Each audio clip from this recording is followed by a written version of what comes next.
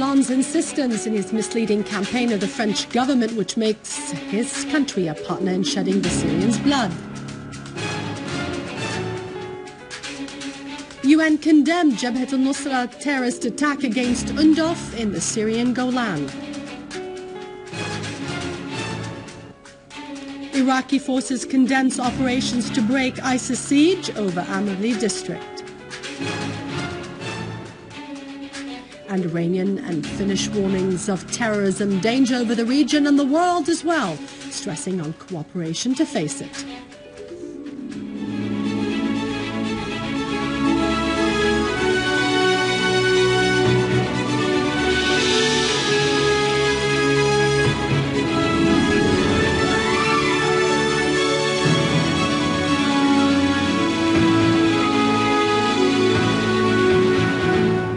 Good afternoon. Welcome to our news bulletin. I'm Dania Nizam. Syria condemned the French President François Hollande's insistence in his misleading campaign, which the French government is working on since the beginning of the crisis in Syria, a matter which makes his country a direct partner in shedding the Syrians' blood. An official source in the Foreign Ministry said that it has become crystal clear to the whole world what Syria is exposed to of war by Takfiri terrorist organizations supported by regional and international powers. This support is considered the main factor of prolonging the crisis and the spread of the armed terrorist organizations to the region's countries and beyond. The Syrian source added that Syria announced its readiness to cooperate with all international and regional powers to fight terrorism as it poses a threat to the stability and security of the region's countries and to the whole world, as those countries which gave all kinds of support to the armed terrorist organizations have the chance today to prove their honesty and seriousness in fighting terrorism, as well as their commitment to the UN Resolution 2170. The source concluded the statement saying that the French public opinion expressed condemnation over Hollande's policies, which made him a president with less popularity in the history of the Republic, that make him the last to defend the human rights and international peace and security.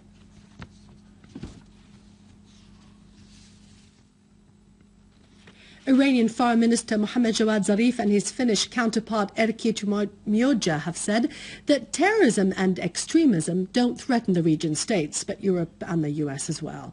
In a joint press conference held in Tehran, Zarif and Tuomioja have said that terrorism would extend and threaten Europe and the United States, asserting that it would not be limited to the region's countries. Zarif has underlined his country's keenness on boosting its bilateral relations with the region states, including Saudi Arabia, adding that he would visit it soon.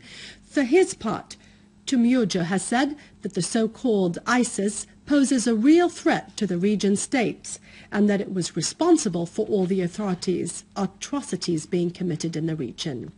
He called for cooperation to put an end to violence in the region and to combat terrorism.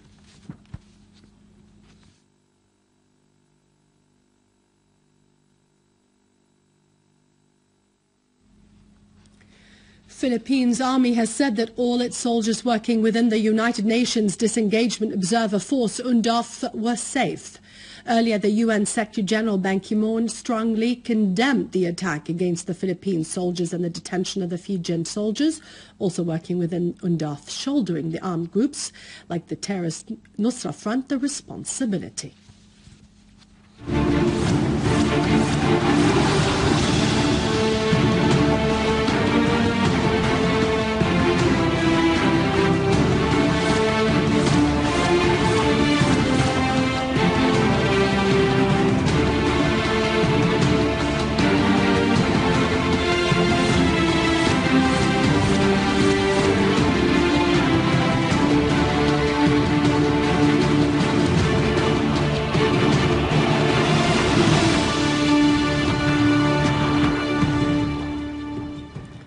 The so-called Islamic State in Iraq and Sham continues to use the most barbaric means in killing, slaughtering, recruiting and training boys, on beheading and slaughtering in special camps. One of those boys is the Syrian Muhammad, who fled an ISIS camp north of Syria. Muhammad said that ISIS threatened to behead his father because he refused to join it. Fearing for his son, Muhammad's father decided to flee Syria because he said that he did not want to see his son be turned into a merciless killer.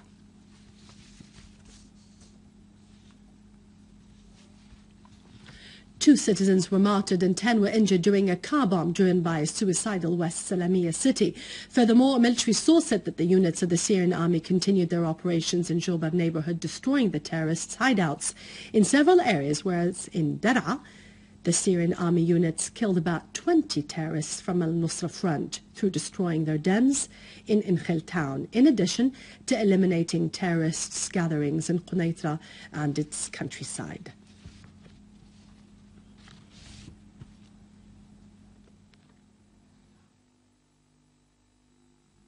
In Homs, the Syrian Arab army eliminated terrorists and destroyed their gatherings. A military source mentioned that a Syrian Arab army unit foiled an infiltration attempt by terrorists from Al-War neighborhood towards Jisr al-Kharab and Ghouta fields in the governorate, and also from Al-Ghanto village towards Jabbourin in Homs countryside. The army forces killed several terrorists and injured others. The army units also eliminated a number of terrorists between the two villages of Al-Sultaniya and Salam Sharqi and destroyed bulldozers and their belongings in Homs countryside.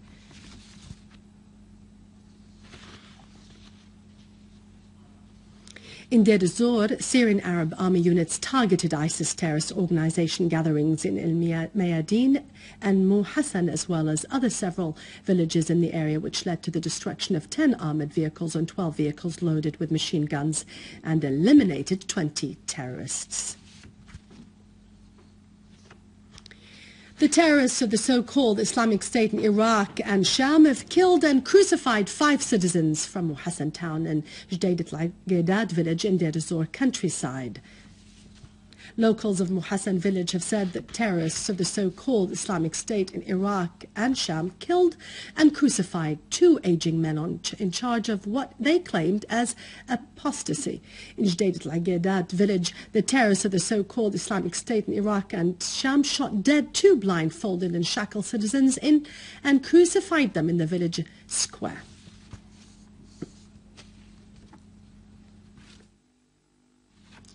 The British Daily Telegraph newspaper has said that the so-called ISIS was planning to use chemical and biological weapons in its war against both the Syrian and Iraqi states. The newspaper went on to say that the terrorist organization ISIS was seeking to have a fatwa that authorizes it to develop a biological weapon to use it later in Iraq and Syria. It is to be noted that this appalling information was disclosed after a personal computer belonging to one of ISIS elements of a Tunisian origin was seized, which contained steps on how to develop a biological weapon. Iraqi Ministry of Defense has said that 38 terrorists of the so-called ISIS were killed and 14 of their vehicles were destroyed in airstrikes launched by Iraqi fighters that targeted the terrorists' gatherings in Salah ad-Din and Al-Anbar provinces. A source at the ministry had indicated that 16 other airstrikes were launched against the terrorists in Tikrit, BG and Al-Hamidiyya cities. In a relevant context, 38 terrorists of the so-called ISIS were also killed in the battle launched against ISIS' last stronghold in the area of Al-Hud al-Azam, north of Baquba city. With this, we end our news for today. Thank you for watching us. For more details about Syria and the region, you can always view our bulletin on our website in English, syriaonline.sy. After the break, it's Fani with our economic and business news. God bless you and long live Syria.